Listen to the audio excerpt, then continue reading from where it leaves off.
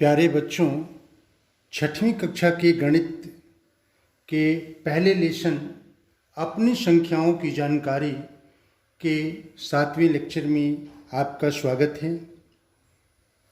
इसके पहले वाले लेक्चर में हम लोगों ने प्रश्नावली 1.2 के पहले से छठवें क्वेश्चन तक सॉल्व कर लिए थे और आज के लेक्चर में हम लोग प्रश्नावली 1.2 के 7वें से और लास्ट यानी कि 12वें तक के प्रश्नों को हल करेंगे। जो बच्चे पीछे वाले वीडियो को नहीं देखे हैं वो इस वीडियो के नीचे डिस्क्रिप्शन बॉक्स में लिंक दिया हुआ है, वहाँ पे जा कर के वो देख सकते हैं। तो चलिए प्रश्नावली 1.2 के बचे हुए सवालों को हम लोग हल करें। तो 7वां नंबर सवाल है कि एक व्यापारी के पास 78,592 रुपये थे। उसने 40 रेडियो खरीदने का ऑर्डर दिया तथा प्रत्येक रेडियो का मूल्य 1200 रुपये था। इस खरीदारी के बाद उसके पास कितनी धनराशि शेष रह जाएगी? तो व्यापारी के पास कुल राशि कितनी है? व्यापारी के पास कुल राशि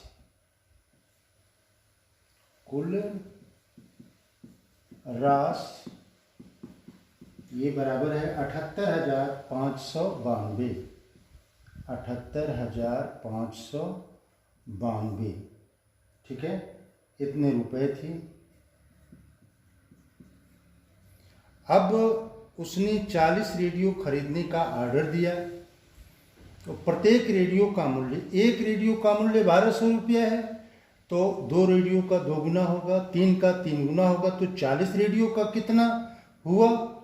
तो यहाँ पे लिखेंगे कि चूंकि एक रेडियो का मूल्य बराबर 1200 रुपये, इसलिए 40 रेडियो का मूल्य बराबर हो जाएगा 40 गुणे 1200। यहाँ पे हम इसको गुणा कर सकते हैं, 1200 गुणे 40। अब यहाँ देखिए लास्ट में 3 जीरो है, 1 2 3 जीरो लिख लेंगे, 4 का 12 में गुणा करेंगे, 12 चौको 48, तो ये 48,000 हो जाएगा। ये हो गया है आपका 48,000। अब टोटल इतना है, खर्चा कितना हुआ? 48,000। सवाल ये पूछ रहा है कि बचा उसके पास कितना। तो बचने का मतलब क्या हुआ कि कुल में से खर्च को हम घटा दें, तो कुल हमारा कितना है? 78,592 में से 48,000 घटा दें तो ये आ जाएगा 2 9 5, 8 में से 8 गया 0, 7 में से 4 गया 3, तो ये 30,592 रुपये इतना उसके पास बच जाएगा। तो शेष राशि, इसलिए शेष राशि बराबर हो जाएगा कितना? 78,592 माइनस 48,000 और इसको घटाएंगे तो ये आ जाएगा 30,592 रुपये और यही हमारा आंसर हो जाएगा। ठीक है, एक बार और देखें। व्यापारी के पास कुल इतनी राशि है, 40 रेडियो खरीदना है। इस राशि में से एक रेडियो का मूल्य 1200 है तो 40 रेडियो का 1200 गुणे 40 हो जाएगा, तो ये 48,000 हो गया। अब उसके पास बचा कितना, यानी कि इतने का रेडियो खरीद लिया, तो इस 78,592 में से 48,000 को हम क्या करेंगे? घटा देंगे और जो आएगा वही उस व्यापारी के पास शेष राशि बचेगी। 8वां क्वेश्चन है कि एक विद्यार्थी ने 7236 को 56 के स्थान पर 65 से गुणा कर दिया। 56 के स्थान पर 65 से गुणा कर दिया। उसका उत्तर सही उत्तर से कितना अधिक था? उसका उत्तर सही उत्तर, यानी कि सही उत्तर का मतलब कि 7336 में जब 56 का गुणा कर रहा है तो ये सही उत्तर होना चाहिए, लेकिन 56 के स्थान पर इसके अंक को बदल करके 65 से गुणा कर दिया, तो कितना उसका उत्तर सही उत्तर से अधिक था, ये चीज़ हमको ज्ञात करना है। अच्छा बच्चों, ये 8वें क्वेश्चन में संकेत में दिया हुआ है कि दोनों का गुणा करना आवश्यक नहीं है। तो यहाँ पे ध्यान दीजिए, अगर इसके और इसके गुणनफल में से इसके और इसके गुणनफल को हम घटा दें तो हमें सही उत्तर से जितना अधिक होगा वो चीज़ उसका हमको पता चल जाएगा। ठीक है, तो यहाँ पे 7236 में हम 65 का गुणा करें और इसमें से 7236 में 56 के गुणनफल को क्या करें, घटा दें। अब आप याद कीजिए, पीछे के कक्षाओं में आपने वितरकता का नियम पढ़ा था। इन दोनों पदों में 7236 क्या है, कॉमन है, तो ये बराबर कितना हो जाएगा, 7236 कॉमन हो जाएगा, तो बचेगा कितना, 65 माइनस 56, और ये बराबर हो जाएगा 7236, और 65 में से 56 घटाएंगे तो ये 9 आएगा। अब ये देखिए कितनी आसान तरीके से ये सवाल हल हो गया। यहाँ पे आप 7236 में 9 का गुणा कर लीजिए, 9 छके 54, 5 9 3 27, 27 और 5 32, 2 और 9 दूनी 18, 18 और 2 20, और 9 सते 63, 63 और 2 65।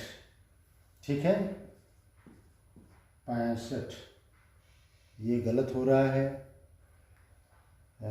9 छके 54, 5 और 9 3 27, 27 और 5 32, 3 9 दूनी 18 और 3 21, 21 1 होगा, 2 और 9 सते 63, ये 65,125 आ गया। तो ये बराबर हो गया 65,125, यानी कि विद्यार्थी का उत्तर सही उत्तर से, अतः विद्यार्थी का उत्तर सही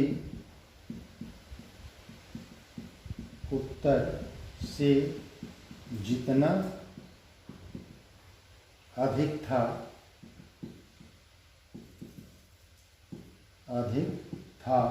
वो बराबर कितना हो जाएगा, 65,125, और यही आपका आंसर हो जाएगा।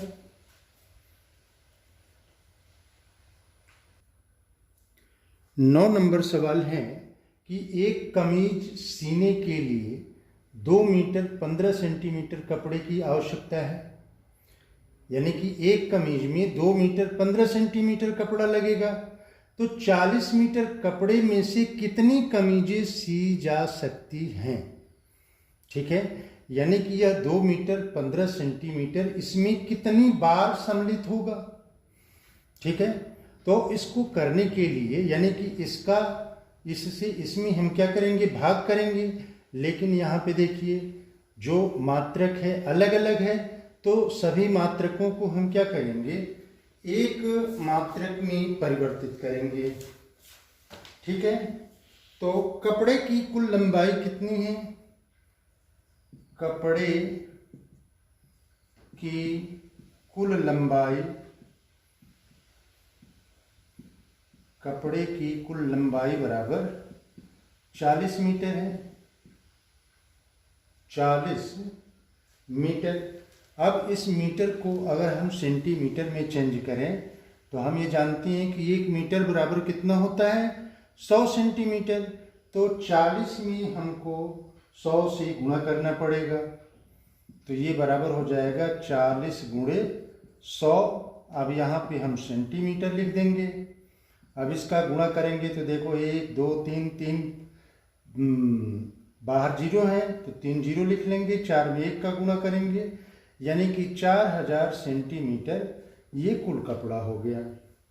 अब कमीज के लिए आवश्यक कपड़े की लंबाई, कमीज के लिए आवश्यक कपड़े की लंबाई, कपड़े की लंबाई बराबर कितना दिया है, 2 मीटर 15 सेंटीमीटर। तो 2 मीटर 15 सेंटीमीटर। तो यहाँ पे देखिए 2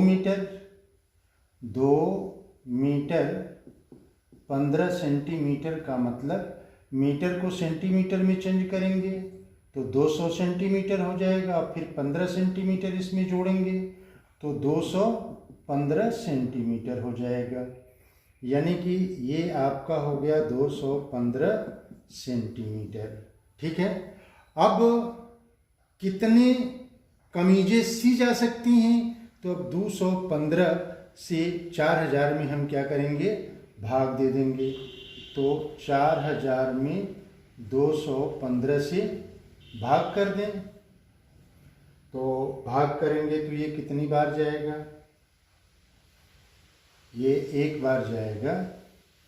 तो 215, 10 में से 5 घटेगा 5, और 9 में से 1 घटेगा 8, 3 में से 2 घटेगा 1, 185 हो जाएगा।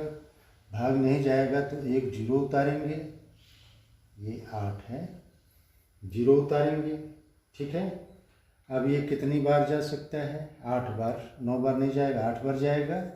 तो 8 का गुणा करें, 8 पचे 40, 8 एकम 8, 8 4 12, 1, 8 दूनी 16, 16 और 1 17।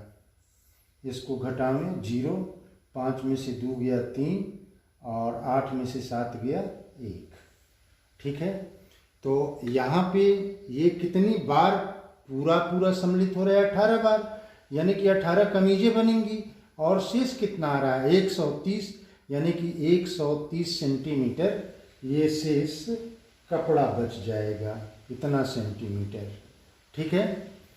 तो यहाँ पे जितनी कमीजें बनेंगी, जितनी कमीजें बनेंगी, जितनी कमीजें बनेंगी, ये बराबर कितना होगा, 18, और शेष कपड़ा बराबर 130 सेंटीमीटर, 130 सेंटीमीटर। इसको मीटर सेंटीमीटर में लिखें तो ये 1 मीटर 30 सेंटीमीटर। तो ये दोनों आंसर आपका हो गया। 18 कमीजें बनेंगी और कपड़े कितने शेष बचेंगे, 1 मीटर 30 सेंटीमीटर। 9 नंबर सवाल है कि दवाइयों को बक्से में भरा गया है, ये बक्सा है, और ऐसे प्रत्येक बक्से का भार 4 किलोग्राम है। इस बक्से का भार 4 किलोग्राम 500 ग्राम है। तो 4 किलोग्राम 500 ग्राम को हम एक मात्रक में ग्राम में अगर चेंज करें तो किलोग्राम, 4 किलोग्राम बराबर कितना हो जाएगा, 4000, और 500 ग्राम को जोड़ दें तो 4500 ग्राम, यानी कि एक बक्से का भार कितना हो गया, 4500 ग्राम। अब एक वैन में जो 800 किलोग्राम से अधिक का भार नहीं ले जा सकती। यहाँ पे देखिए एक वैन है और इस तरह के बक्से को इसमें रखा जाएगा, लेकिन इसके साथ कंडीशन ये है कि ये 800 किलोग्राम से अधिक भार नहीं ले जा सकती। तो ऐसे कितने बक्से इसमें लादे जा सकते हैं, ये सवाल पूछा जा रहा है। ठीक है, तो अब इसको करेंगे क्या कि एक बक्से का जो वजन है इसमें हम क्या करेंगे, इसमें डिवाइड करेंगे, भाग करेंगे। यानी कि एक बक्सा इस वैन में कितनी बार सम्मिलित हो रहा है इसके वजन में, यानी कि यहाँ पे 8 लाख में हम क्या करेंगे, 4500 से भाग करेंगे। तो ये एक बार जाएगा तो ये हो जाएगा 4500, घटाएंगे 0 0, 10 में से 5 गया 5 और 7 में से 4 गया 3, 3500 हुआ।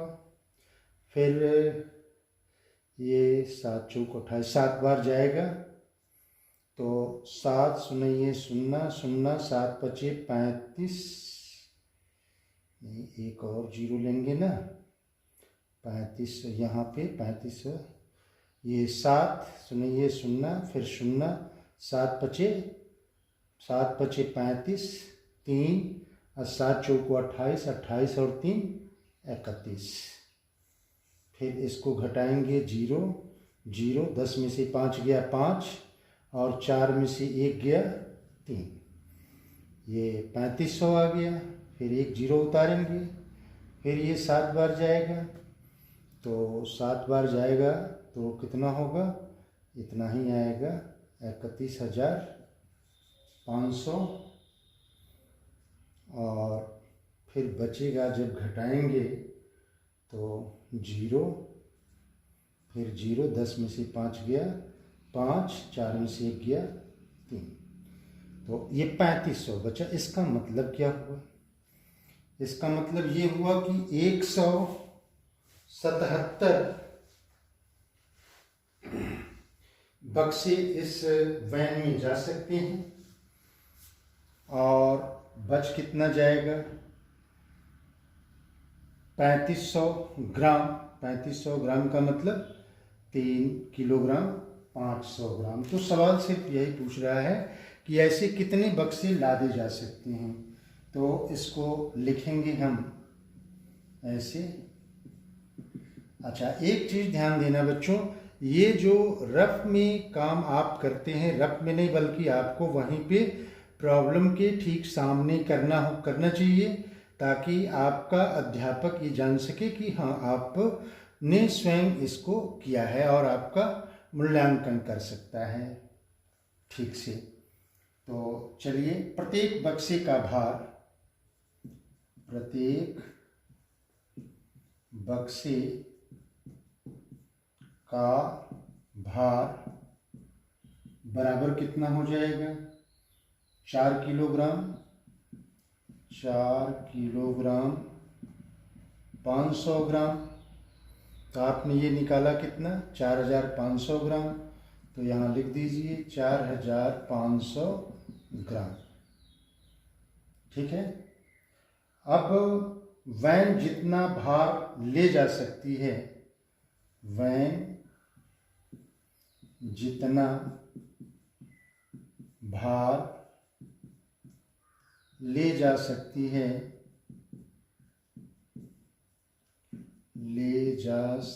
है,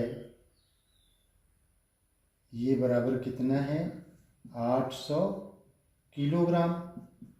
और 800 किलोग्राम को भी आपने ग्राम में चेंज कर दिया है, तो ये बराबर कितना है, 8 लाख ग्राम हो जाएगा, 8 लाख ग्राम। ठीक है। अब बक्सों की संख्या, बक्सों की संख्या, बक्सों की संख्या बराबर कितना होगा। अब ये देखिए, भाग देने के बाद कितना आया, 177, यानी कि ये 8 लाख में हम 4 लाख 5,000 से भाग दे देंगे तो ये भागफल कितना आएगा, यहाँ पे इसको डायरेक्ट आप लिखिए, इसलिए कि शेषफल भी इसमें आ रहा है ना। तो ये हो जाएगा बक्सों की संख्या 177, यही आपका आंसर हो जाएगा। ठीक है, तो ये क्वेश्चन भी आपका कंप्लीट हो गया।